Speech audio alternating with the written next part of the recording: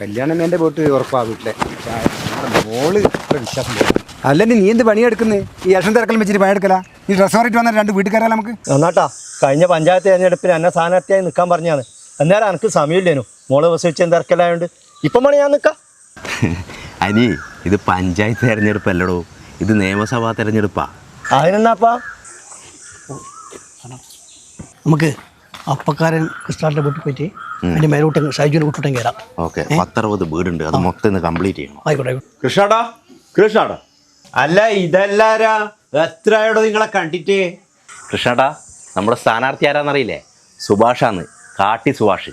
അപ്പോൾ നിങ്ങളെ ഈ വീട്ടിലെ എല്ലാ വോട്ടും സുഭാഷിനെ ഇരിക്കണം കേട്ടാ. ഓക്കെ.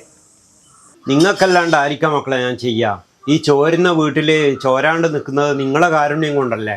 അപ്പോൾ കൃഷ്ണാട്ട കഴിഞ്ഞ പഞ്ചായത്ത് തെരഞ്ഞെടുപ്പിൽ രാജീവനെ ഏൽപ്പിച്ച പോലെ ഈ നിയമസഭാ തെരഞ്ഞെടുപ്പിൽ അനക്ക് വോട്ട് ചെയ്യുക, എന്നെ വിജയിപ്പിക്കുക, വികസനം ഉറപ്പ്. ഓക്കെ. ആ